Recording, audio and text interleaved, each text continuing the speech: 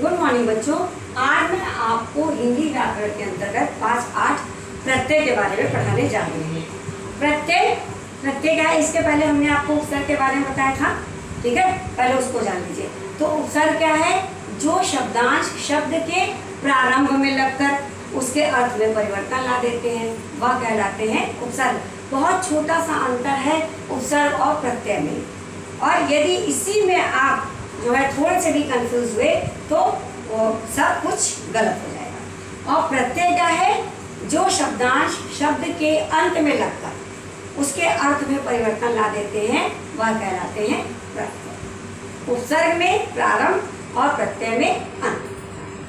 प्रत्यय जो है वह शब्दांश होते हैं। प्रत्यय सार्थक तो होते हैं परंतु अपूर्ण होते हैं, यानी पूरे नहीं होते। सार्थक यानी उसके सही अर्थ तो निकलते हैं लेकिन वह जो है पूरे नहीं होते। इसलिए इनका प्रयोग वाक्य में स्वतंत्र रूप से नहीं किया जा सकता, है ना। क्यों नहीं किया जा सकता? क्योंकि ये पूरे नहीं होते। इसलिए अगर आप चाहें कि किसी प्रत्यय का अकेले प्रयोग कर लिया जाए तो आप नहीं कर सकते। प्रत्यय सदैव शब्द के अंत में जुड़ते हैं और यह क्या करते हैं? मूल शब्दों के में परिवर्तन कर देते हैं। ठीक, समझ में आ गया? प्रत्यय क्या है? प्रत्यय शब्दांश होते हैं, प्रत्यय सार्थक होते हैं परंतु यह अपूर्ण होते हैं, इसलिए ये वाक्य में स्वतंत्र रूप से प्रयोग नहीं किए जाते। यह सदैव शब्द के अंत में जुड़ते हैं और प्रत्यय मूल शब्दों के अर्थ में कुछ परिवर्तन लाते हैं। तो संक्षिप्त में समझ लीजिए प्रत्यय क्या है। प्रत्यय वे शब्दांश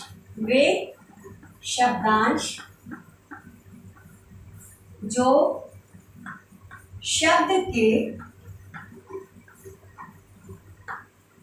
अंत में जुड़कर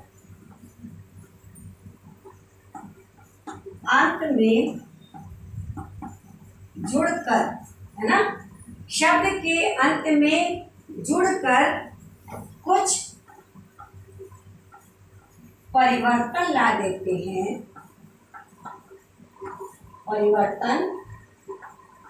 देते हैं, उसे प्रत्यय कहते हैं। ठीक, ये हो गया आपका प्रत्यय।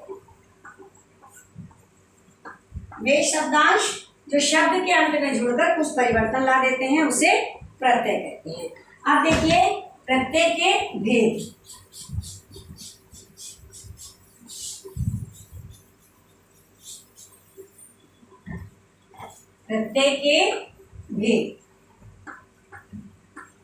प्रत्यय के दो भेद हैं, है ना। कितने भेद हैं? दो। प्रत्यय के दो भेद होते हैं। कौन कौन से? एक कृत प्रत्यय और दूसरा होता है तद्धित प्रत्यय। एक हो गया आपका कृत प्रत्यय और दूसरा हो जाता है तद्धित प्रत्यय।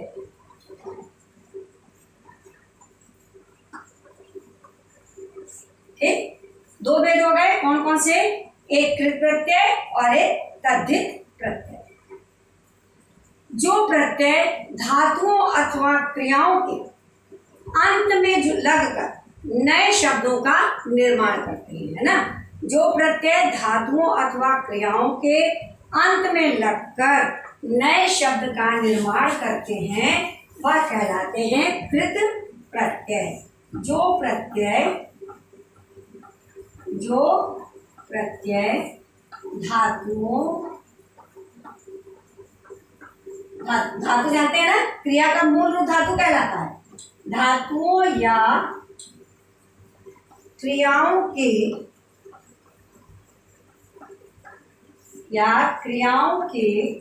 अंत में लगकर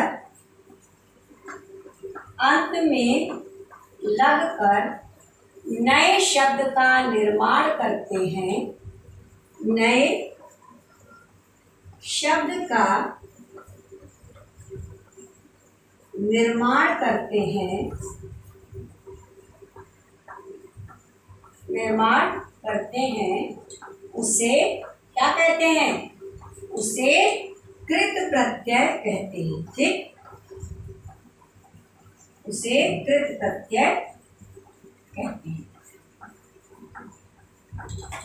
ये हो गया आपका। ठीक है, जैसे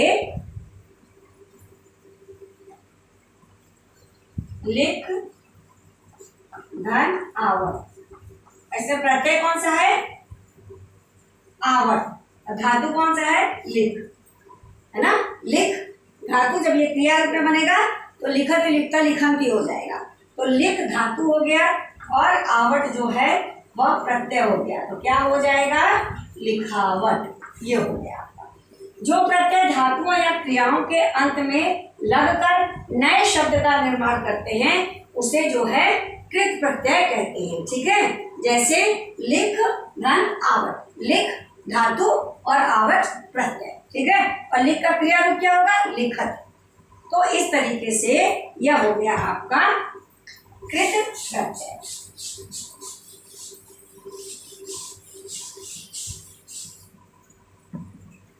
कृत प्रत्यय क्रिया के अंत में जोड़ते हैं, इसी कारण इनके योग से बने शब्द को कृदंत कहते हैं। क्या कहते हैं? कृदंत। क्यों? क्योंकि यह क्रिया के अंत में जोड़ते हैं तो क्या कहलाते हैं? कृदंत। इनके योग से जो शब्द बनता है वह कृदंत कहलाते हैं। जैसे अभी हमने आपको बताया था लिख, धन, आवट। आवट। ठीक, और बना लिखावट, तो लिखावट क्या हुआ? कृदंत। ठीक, अब कृत प्रत्यय 5 प्रकार के होते हैं। कृत प्रत्यय जो है वह कितने प्रकार के होते हैं? 5 प्रकार। कृत प्रत्यय 5 प्रकार के हैं। कौन कौन से हैं? सबसे पहले आपको बताते हैं कर्तृवाचक कृत प्रत्यय। कर्तृवाचक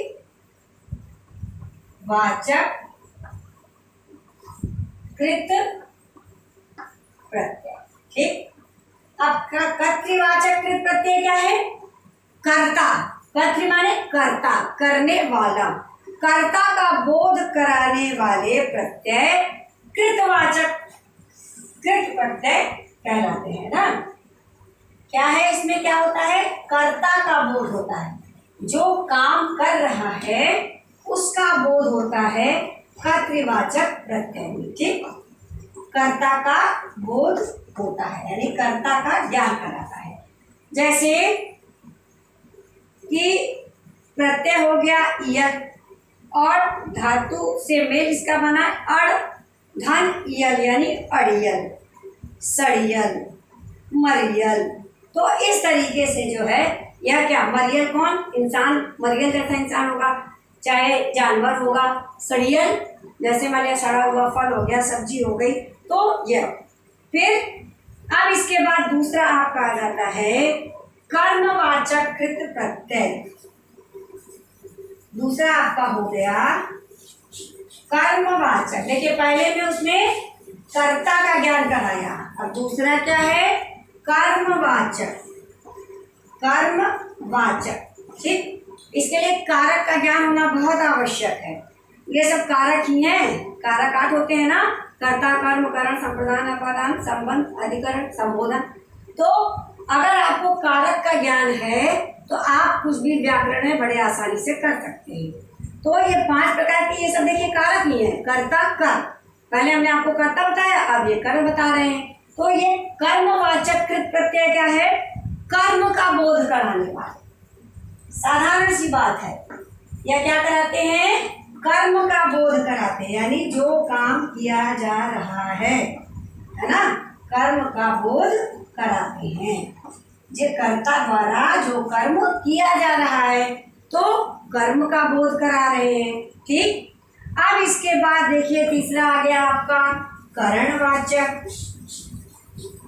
करणवाचक पिछले क्लास में आप लोगों ने कारक पढ़ा होगा, इस क्लास में पढ़ेंगे। करणवाचक ये सब कारक हैं। कर्ता, कर्म, करण, संप्रदान, अपादान, संबंध, अधिकरण, संबोधन, 8 कारक। तो ये जो है इसमें आपको 5 कारक के बारे में बताया गया है, लेकिन आप इसमें इसको कारक नहीं कहेंगे। हमारा कहने का तात्पर्य यह है कि अगर कारक के चिन्हों का ज्ञान है तो इससे समझने में बड़ी आसानी होगी। ठीक, अब आता है आपका करणवाचक कृत प्रत्यय। करण अर्थात साधन, है ना। यह क्या कराते हैं? साधन का ज्ञान कराते हैं। किस साधन से कार्य किया जा रहा है ना। साधन का बोध कराने वाले किस साधन से कार्य कर रहे हैं, ठीक, वह हो जाता है करणवाचक। कारण माने होता है साधन, तो किस साधन से कार्य किया जा रहा है वह हो जाएगा करणवाचक। ठीक है, जैसे सब्जी लगाने जा रहे हैं आप, किस पे? ठेला। अब आप प्रत्यय हो गया, ठेल धन आ, ठेला। ठेला साधन है, सब्जी बेचने जा रहे हैं आप, ठेले सब्जी ला करके, ठेला साधन हुआ। तो किसका बोध कराया ये प्रत्यय? साधन का। ठीक, समझ में आ गया। तो जो साधन का बोध कराते हैं।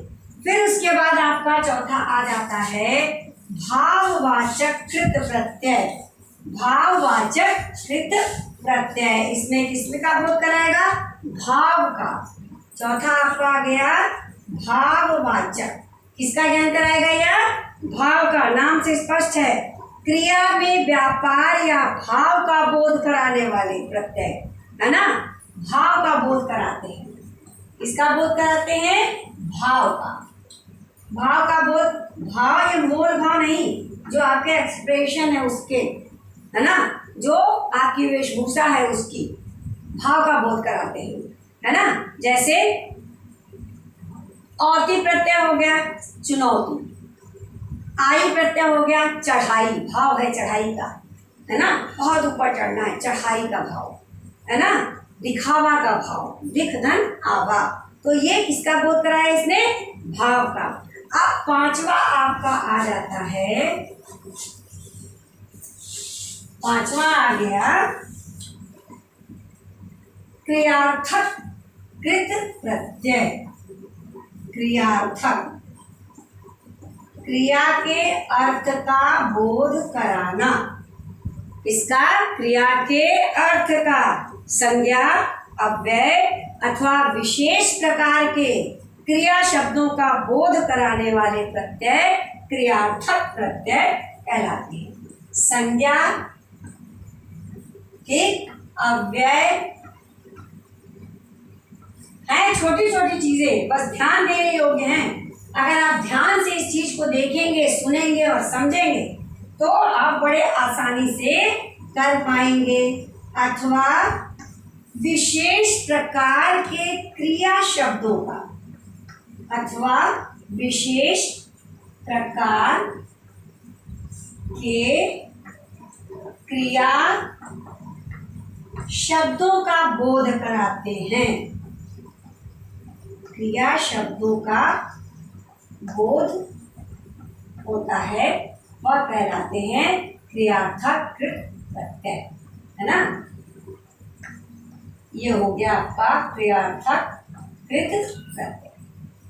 ठीक, अब इसके बाद हम आपको बताने जा रहे हैं कि क्रियार्थक कृत प्रत्ययों से विशेषण और अव्यय बनते हैं। अब दूसरा भेद क्या है?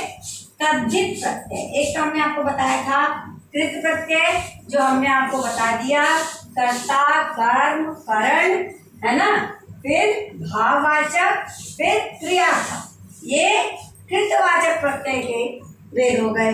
अब इसके बाद आपका आ जाता है दूसरा तद्धित प्रत्यय। क्या आ जाता है? तद्धित प्रत्यय। अब देखिए तद्धित प्रत्यय क्या है? संज्ञा, सर्वनाम, विशेषण आदि से जुड़कर नए शब्द बनाने वाले प्रत्यय। किससे किससे? संज्ञा, है ना, सर्वनाम, संज्ञा, सर्वनाम, ठीक, और विशेषण और विशेषण से जुड़कर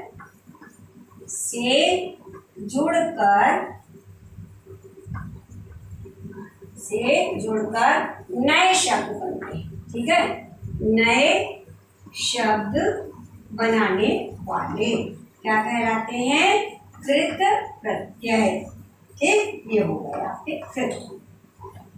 संज्ञा सर्वनाम विशेषण से जुड़कर नया शब्द जो बनाते हैं वह क्या कहलाते हैं? तद्धित। सॉरी, इसके पहले मैं कृत बोल दिया था, कृत नहीं, तद्धित प्रत्यय कहलाते हैं। ठीक है, अब देखिए तद्धित प्रत्यय जो है वह 8 प्रकार के होते हैं।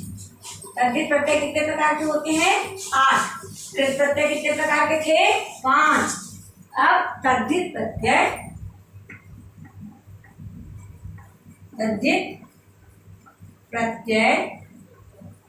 8 प्रकार के हैं।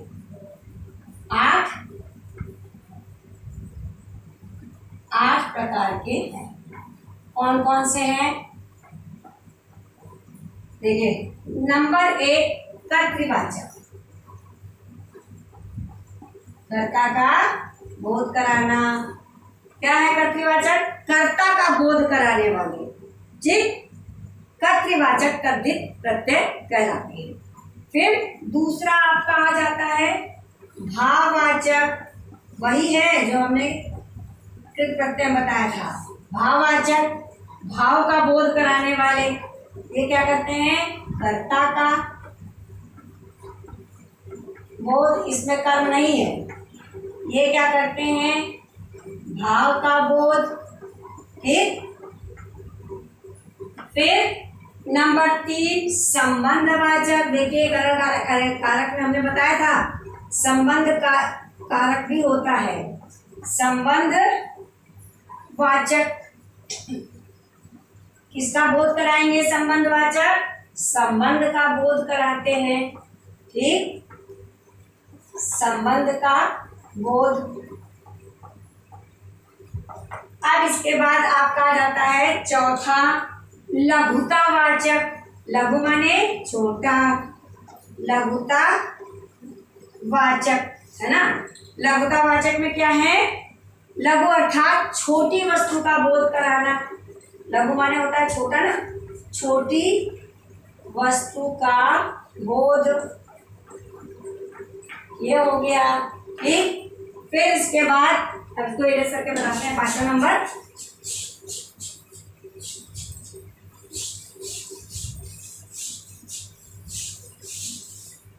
पांचवा नंबर क्या हो गया आपका?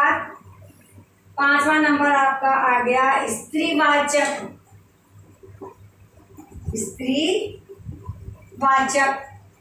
स्त्रीवाचक इसका बोध कराएंगे पुल्लिंग शब्दों को स्त्रीलिंग बदलने में। पुल्लिंग शब्दों को